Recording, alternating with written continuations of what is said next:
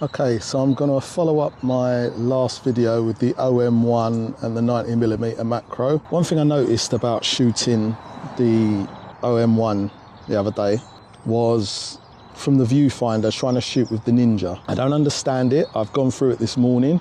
If anybody in the OM system community or anybody from OM or Olympus or whatever you want to call it knows this, can you please tell me how to make my viewfinder settings come up in my viewfinder while I've got a Ninja attached? Because I can see my settings on the Ninja, but I can't see my settings in the viewfinder of my OM1. I don't understand that, because really you'd think it'd be the other way around. I wouldn't be able to see the settings in the Ninja, but it's not doing that. And as soon as I unplug the Ninja, I can see my settings again.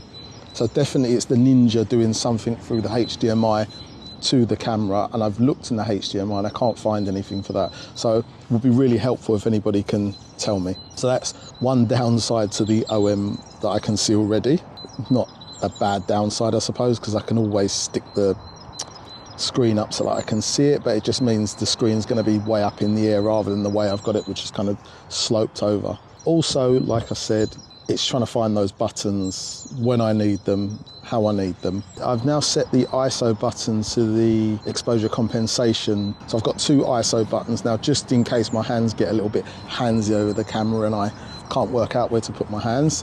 I've got two ISO buttons now. It is probably muscle memory, because obviously I'm using a lot of different cameras and it is hard to keep your mind on all the cameras at once, especially if you're shooting one day with one camera, one day with another camera.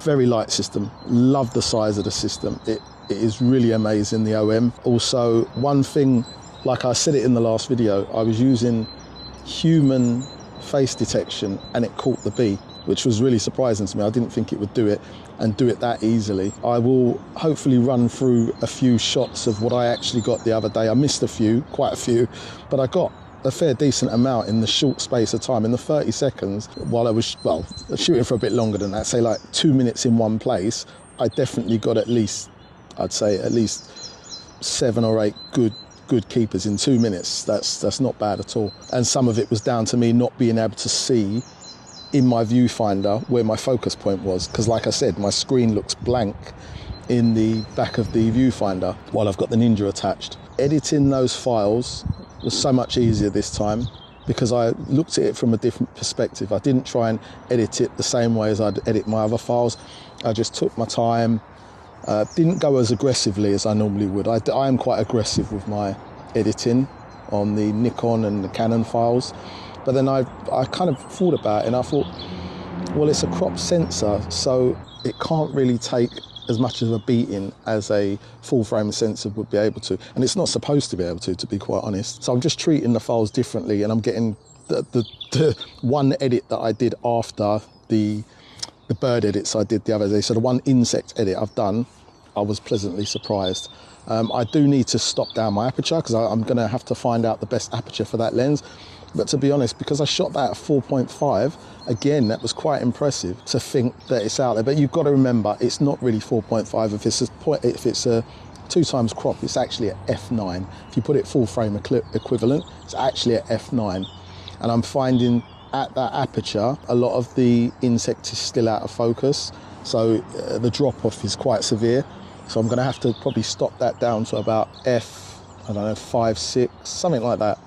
Well, we'll have to see how it goes, but I will be experimenting with that. But I'm still impressed. I was impressed with the details of the bee. The other thing I noticed was focus breathing on that lens. I would have thought at 90mm or the 180 equivalent, as they keep calling it, I would have been able to stay a lot further away from the insect to get the insect larger in the frame.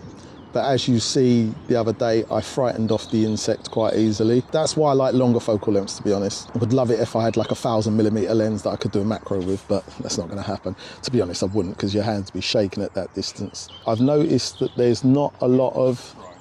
I'm not talking to myself, by the way. I'm doing a video, okay? I have noticed that there is minimal rolling shutter. From what I have seen so far, the shots that I could see, there was minimal rolling shutter. So that bodes really well. I'm hoping that continues. I didn't see a lot of detail in the wing flap because I had my shutter speed lower. And again, that was quite impressive to have such a low shutter speed and be able to still catch that bee with so much detail. So if I up my shutter speed, I should slow down that wing, get more detail in the wing. It is nice to be able to see a little bit of blur in the wing, obviously, so you know it's 100% moving.